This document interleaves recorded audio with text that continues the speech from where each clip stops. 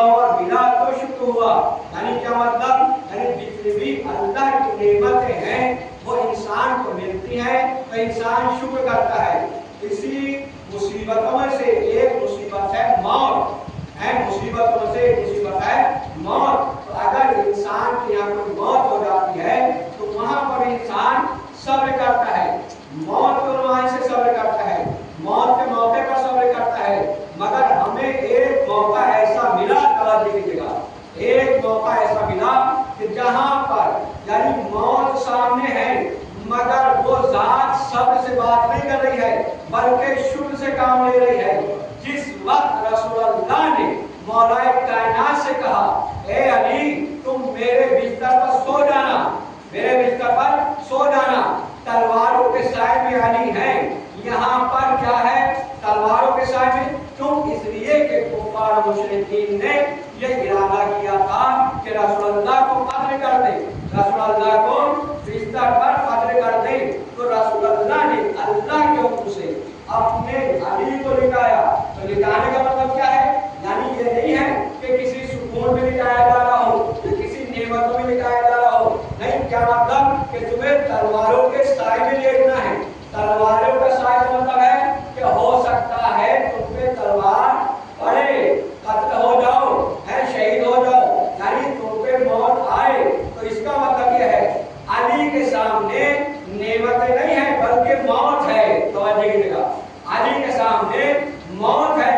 मगर जैसे ही रसूल अल्लाह ने कहा कि तुम मेरे बिस्तर पर सो जाओ तो अली ने कुछ ना कहा बल्कि अली बिस्तर रसूल पर सोने से पहले कहा कि क्या रसूल अल्लाह, क्या मेरे सो जाने से आपकी जान बच जाएगी? कहा हाँ या अली, आपके सो जाने से मेरी जान बच जाएगी। यानी अली चाहते हैं कि मैं शहीद होता हूँ तो हो जाऊं, मैं मरता हूँ तो मर जाऊं, मगर जाने रसूल महफूज रह जाए, मगर जाने रसूल महफूज रह जाए।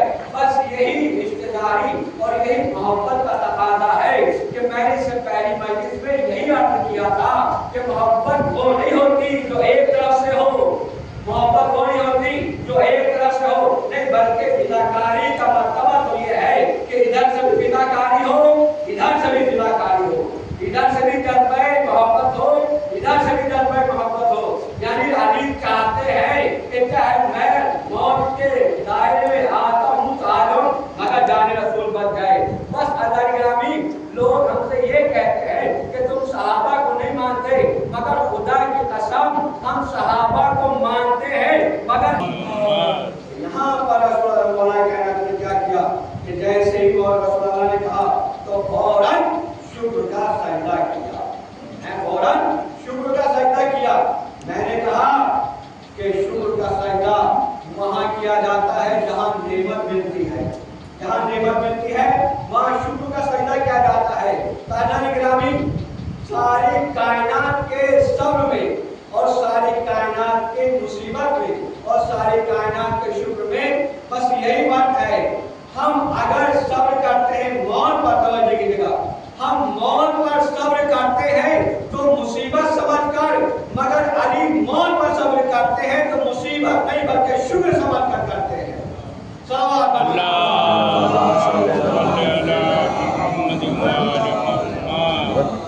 और जितना जितना इंसान सब्र के दायरे में आता चला जाएगा खुदावंद आलम के करीब होता चला जाएगा, खुदावंद आलम के यहाँ दर्जा उसका बुलंद होता रहेगा।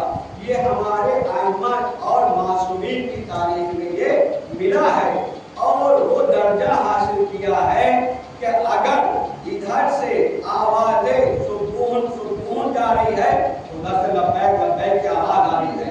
ये सब्र का मुकाम है, ये सब्र का दर्जा है कि इंसान सब्र करते करते अल्लाह से इतना करीब हो जाता है। साथ में इमाम मूसा काज़िम अलैहिस्सलाम